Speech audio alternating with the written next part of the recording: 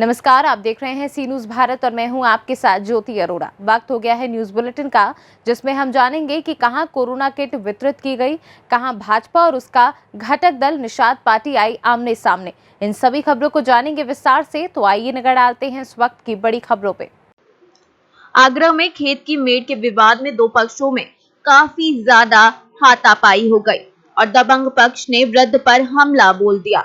दबंगों ने गाली गलौज करते हुए वृद्ध की लाठी डंडों से पिटाई कर दी। कुल्हाड़ी से हमला करके दबंगों ने वृद्ध को गंभीर रूप से घायल कर दिया। सूचना पर पहुंची पुलिस ने घायल को सीआरसी केंद्र बाह में भर्ती कराया है। चिकित्सकों ने गंभीर हालत में एम्बुलेंस के द्वारा हायर सेंटर आगरा से रेफर कर दिया गया है। पुलिस मामले की जांच में जुट गई है। कप्तान सिंह, क्या मामला हुआ है? खेत की मामले में मतलब हमने जो भी गाली गलौज मत करो, उन्हें उठाया गया गोली मतलब कट्टा खुद से फिर रहे सो कुड़ाई दे दिया, कास्तूल लेके मतलब दौड़ के पड़ी। क्या मारा है? ये तो कुड़ाड़ी मारी है। अच्छा। काट यूँ करे खुद के काट दो।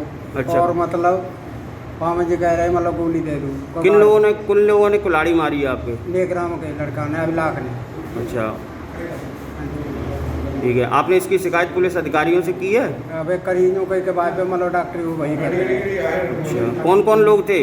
4 लेग्राम और 4-5 लड़के उनके।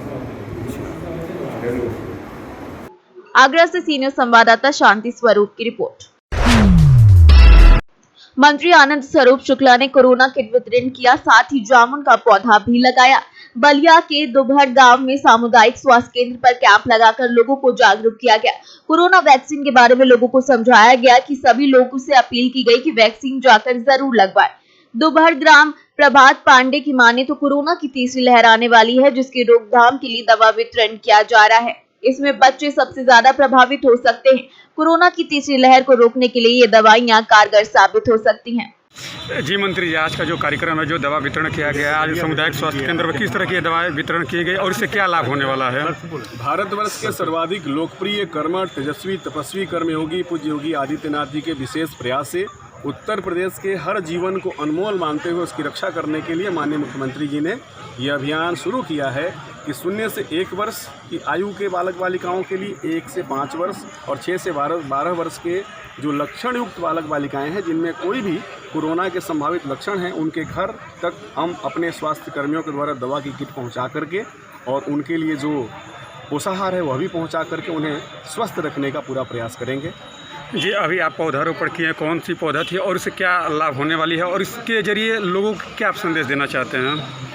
पौधा हमारे जीवन के लिए, हमारा जीवन प्रकृति के साथ हमारा स्वस्थ अस्तित्व है और इसके लिए सभी को ये हमारा एक विशेष अभियान भी चल रहा है उत्तर प्रदेश में 23 जून से और 6 जुलाई तक, जिसमें 4 जुलाई को 30 करोड़ पौधारोपण होना है। आज यहाँ पर दुभण स्वास्थ्य केंद्र के परिसर में हम लोगों ने जामुन के पौधा लगाया है और सभी को पौधा लगाना चाहिए। इससे हमारे वातावरण को शुद्धता रहती है, हमारे जीवन को ऑक्सीजन और अन्य प्रकार के लाभ प्राप्त होते हैं। जी, जिस तरीके से जिला पंचायत अध्यक्ष का जी अपना एक परिचय बताइए। मेरा नाम प्रभात कुमार पांडे, मैं इस ग्राम सभा का प्रधान हूँ। जी, अभी आपके ग्राम सभा में सामुदायिक स्वास्थ्य जो केंद्र है वहाँ पे कुछ दवा किट का वितरण किया गया था मंत्री आनंद स्वरूप शुक्ला जी द्वारा, तो किस तरह की दवाएं थे और उनसे क्या लाभ होने वाली है? जैसा कि वैज्ञानिकों का मत है कि तीसरी लहर कोरोना की आने वाली है और उसमें बच्चे अधिक प्रभावित होंगे, इसलिए बच्चों के लिए ही ये योजना चली है और माननीय मुख्यमंत्री द्वारा जो ये योजना चली है कि यहाँ पर बच्चे प्रभावित न हों, उनके लिए मंत्री जी द्वारा किट का दिया गया, जिससे कि बच्चे इनसे प्रभावित न हो और लोगों को जागरूक रहने का संदेश दिया गया। जो तीसरी लहर जो आने वाली है, इसको लेकर किस तरह की आपके गांव में तैयारियां की जा रही है और अभी कोरोना की आपके गांव में क्या स्थिति है? फिलहाल तो हमारे गांव में कोरोना की स्थिति ठीक, अब कोरोना से ग्रसित कोई व्यक्ति हमारे देखने में अभी नहीं है।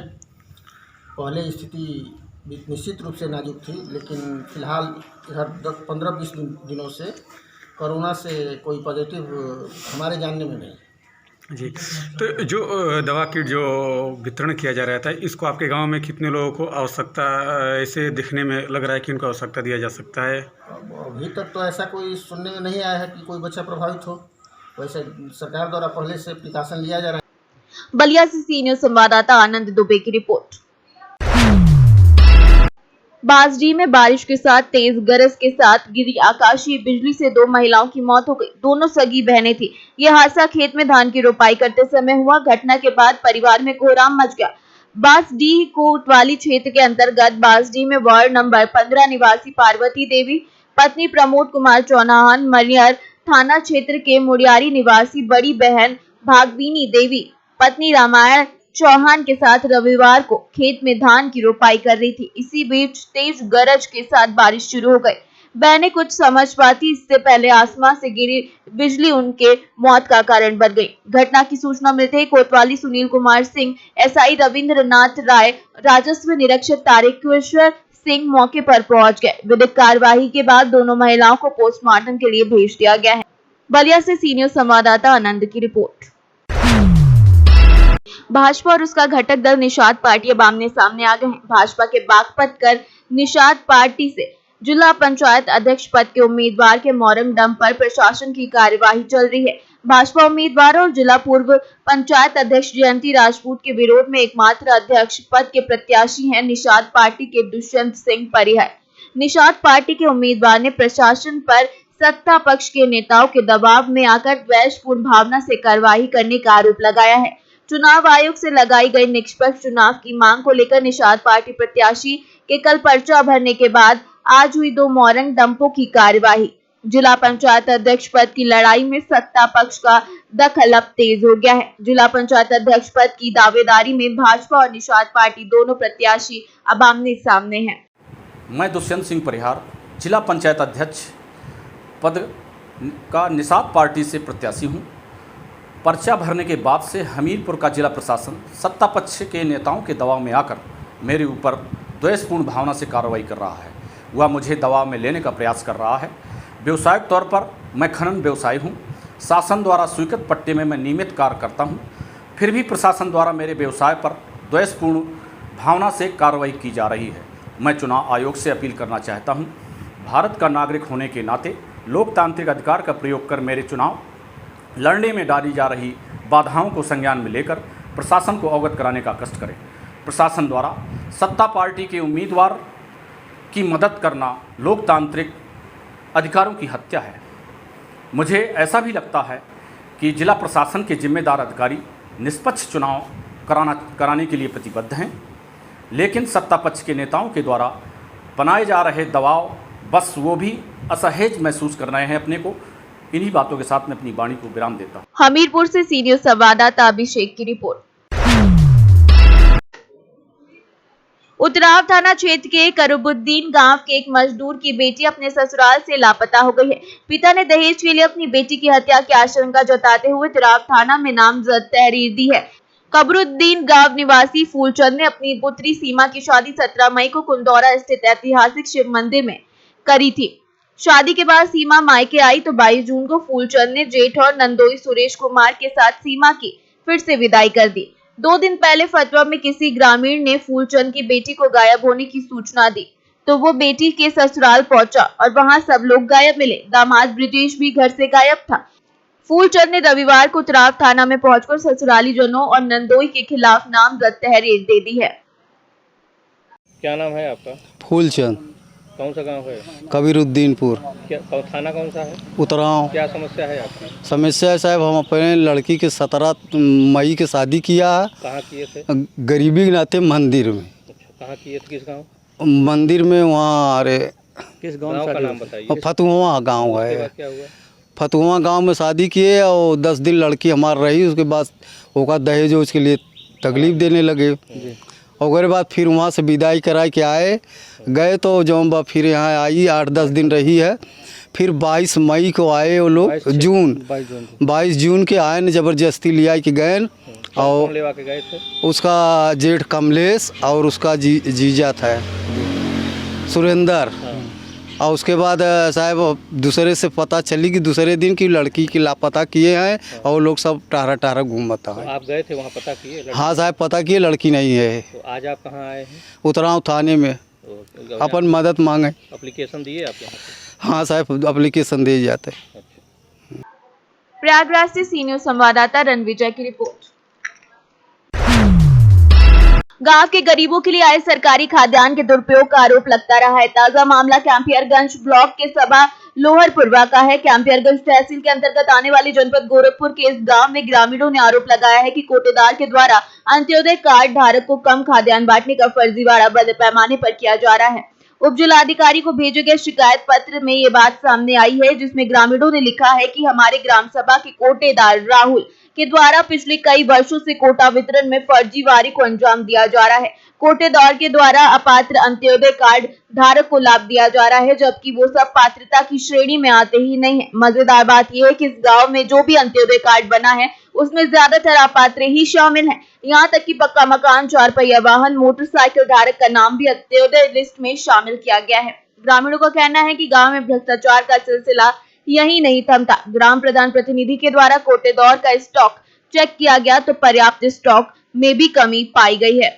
ग्राम प्रधान प्रतिनिधि ने बताया कि इस भ्रष्टाचार की शिकायत हमने उप जिलाधिकारी कैंपियरगंज और सप्लाई इंस्पेक्टर को अवगत करा दिया गया है। बहरहाल जांच की धीमी गति और प्रशासनिक सुस्ती से कोटेदार के भ्रष्टाचार से पर्दा कब तक उठता है, ये आने वाले समय में ही तय होगा। मैं आपका मैं रामदास भारती, ग्राम प्रधान प्रतिनिधि, ग्राम सभा लोहरपुरवा।